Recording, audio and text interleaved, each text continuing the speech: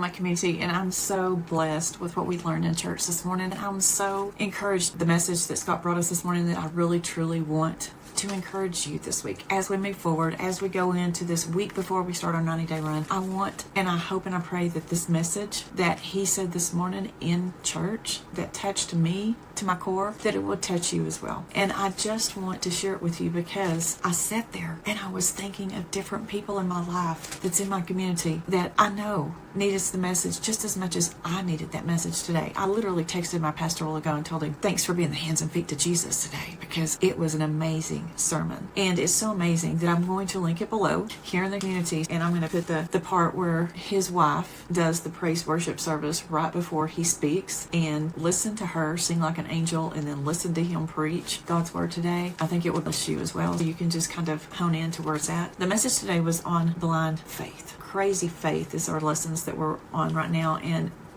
blind faith. You know, for the ones that know me know that I stepped out in faith and I walked away from my teaching career because Harold asked me just to come home. That was big because we had, at that point in time, we had 10 grandkids. Now 2 of our grandsons have got married, so now we have 12 beautiful grandkids. And one of the things that you realize is that happens, life goes by fast, life is very expensive, and life just keeps growing. So are you prepared for all of the unknowns? But you know, when he asked me, when he looked at me straight in my eyes and he said, babe, please just come home. I don't know that I had ever seen him so sincere, but I was working 8 to 16, mostly 16 hours a day that year. And that was 4 years ago, my friends. And so when you sit there and you think about how you walked out in faith, but you don't even know what's going to go on. I didn't know that my daughter was going to have a medical journey, that I was going to be in Arizona for 3 months with her, and then I was going to spend another 13 months with her, caring for her 24/7.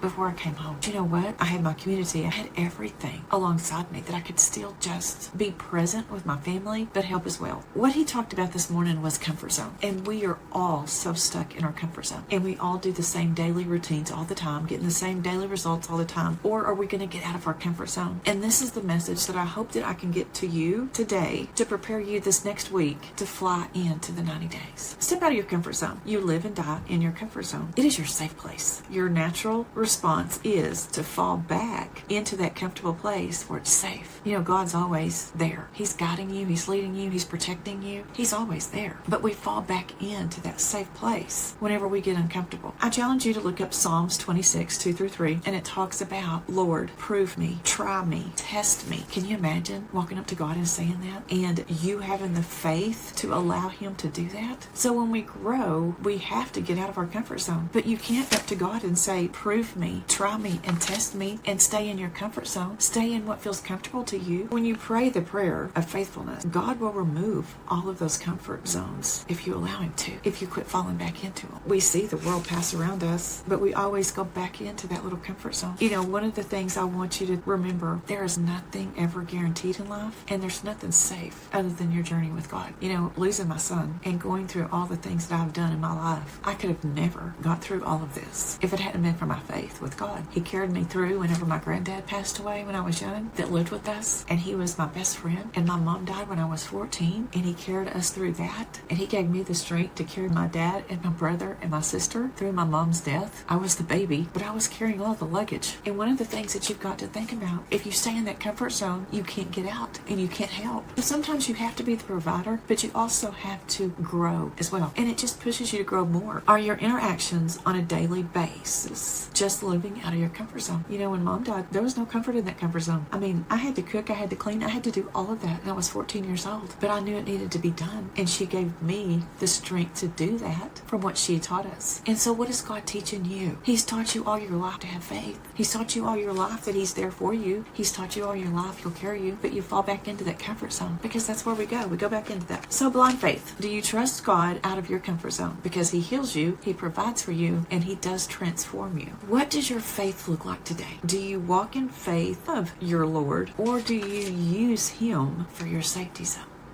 My challenge for you this week is prove me, try me, and test me, Lord. Let me walk by not what I see, but let me walk in your faithfulness. That's a crazy kind of faith, my friend. Are you willing to do it? Because the faith of transformation, are you willing to go out of your comfort zone for the next 90 days and trust God's faithfulness to you? Think about that. And if you are, here's the prayer that Scott said to pray. Son of David, have mercy on me and let me remember your faithfulness in my life. Friends, I hope that this message touched you as much as it did me, because I can tell you that was the words I needed. And whenever I texted Scott a while ago and I told him, thanks for being the hands and feet to Jesus, because definitely my cup was filled today. I hope it fills your cup to know. Stay out of your comfort zone. Get uncomfortable this week and learn that you do not have to know everything to move forward. You just have to be the person that God's putting you in front of to bless them. He's already led your path. He's already gave you everything that you need to succeed. Go out and be the hands and feet of Jesus today. I hope and I pray this blessed you. I will see you on the inside of the community, and be sure, if you want to go catch Scott's, I'll link it below too, so you can see that. And have a great week. Just go out and bless other people, knowing that God is leading you in that direction. You got it, friends. Get the confidence of your faith to move forward.